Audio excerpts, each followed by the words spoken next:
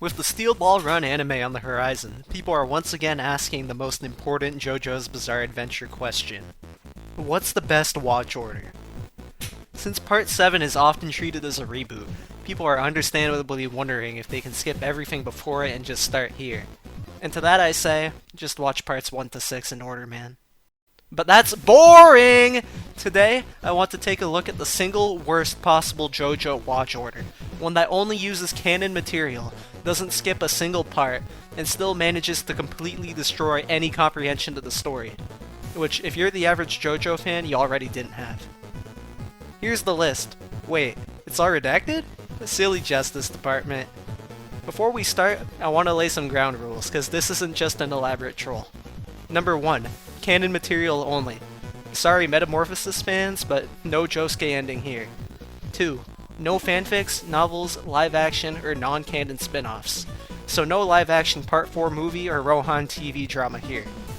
3. No skipping parts. We don't take kindly to part skippers around here. 4. Only official JoJo releases. Pretty self-explanatory. And 5. Everything must be watched in its canon spoken language. So, for a quick rundown, that would be Parts 1, 6, and most of 2 and 3 in English, Part 4 and the Rohan OVAs in Japanese, and Part 5 in Italian. This last rule isn't for authenticity, it's just to make the experience as bad as possible. And to make things even worse, you have to switch languages whenever a character is canonically speaking a different one, especially in Part 3. Anyway, let's get into it. In number 1, we have Part 5, Golden Wind. Or since we're watching in Italian, that would be Part 5, Evento Oreo. This immediately introduces the stand system as something you're just already supposed to understand. There's no explanation, no build-up, people just have psychic powers and you're expected to roll with it. Dio's reduced to a single footnote in Giorno's backstory, and you have absolutely no idea who he's supposed to be. Because of that, Giorno's lineage now means absolutely nothing. He isn't the culmination of a bloodline going back hundreds of years, just some random dude with a bizarre origin story. On top of that, characters like Koichi, Jotaro, and Polnareff all show up and are treated as important, despite the fact that you have no clue who they are. Koichi can suddenly speak Italian because of Rohan's Heaven's Door, which is impressive considering you don't know Rohan either. We do find out the origins of the Stand Arrow, but that doesn't really matter since we didn't know they existed up until then without any knowledge of Part 4. At this point, JoJo feels less like a generational anthology and more like a mafia anime with supernatural elements, which only makes it weirder when Giorno never reappears again after this part. Next, we keep in canon order and move directly to Stone Ocean, but you're absolutely not allowed to binge watch it. Just like its original release, you must watch it in 3 separate batches with massive waits in between. The 9-month gap between episodes 12 and 13, and again a 3-month gap between episodes 24 and 25, completely kills any remaining momentum or hype. Jotaro suddenly reappears as a major character this time, despite the fact that you barely even recognize him. Dio also becomes incredibly important from Pucci's flashbacks, and you're repeatedly told he's the most influential figure in the whole series, even though you still don't know who he is. The Speedwagon Foundation suddenly exists and helps the Joestars at the beginning and end of the part, but with absolutely no exposition or explanation.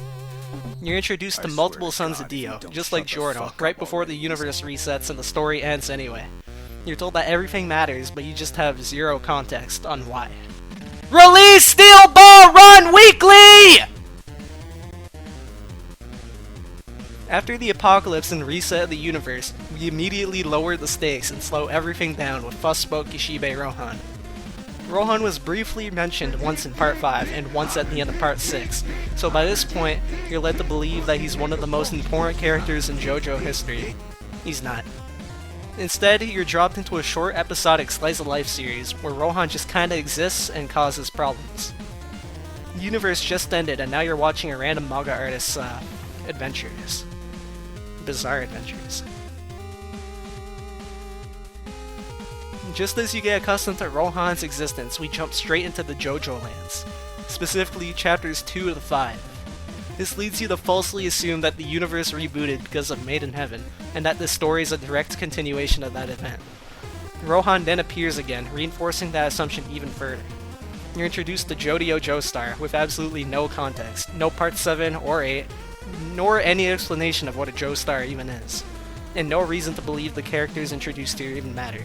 At this point, you're just left wondering why the name Dio keeps resurfacing, and why Rohan seems immune to continuity, and whether JoJo's even a linear story anymore, even though the watch order up until now technically was. Now we finally reach the supposed origin of Stans, Stardust Crusaders. Unfortunately, it's the 90s OVAs, and you have to watch them in release order, which is already out of order. You start at the end of the journey in Egypt, and soon find yourself at the final battle against Dio.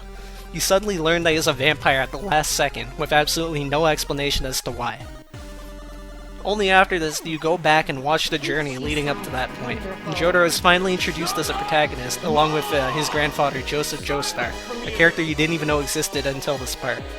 Meanwhile, Polnareff finally receives more emotional development than the main villain as we learn his origins.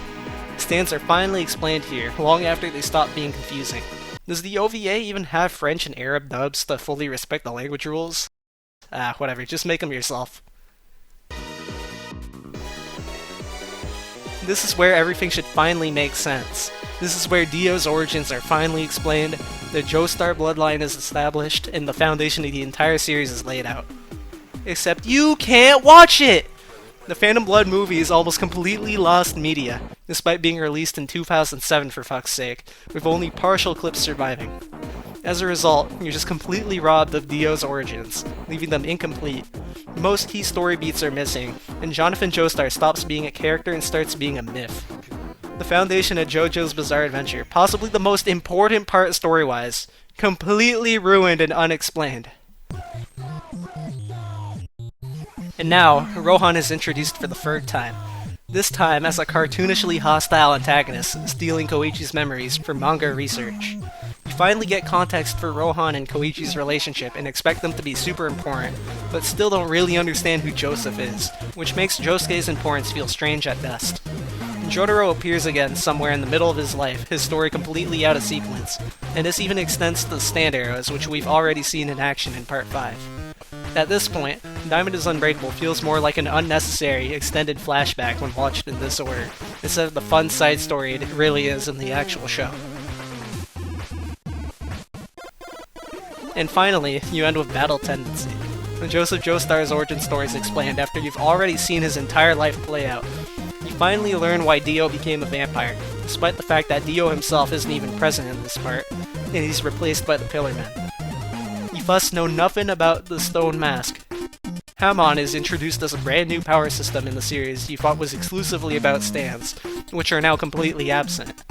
Also, the Zeppeli family becomes irrelevant because you never got to see Wille Zeppeli in the Lost Part 1 movie, and even worse, Speedwagon never existed in that movie to begin with, so he just randomly appears as an old man and dedicates his life to the Joestars, finally explaining the Foundation's assistance in Parts 3 and 6.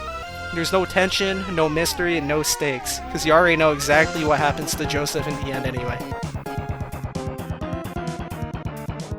JoJo is so well written that even the worst possible watch order can technically work, but you should never test that.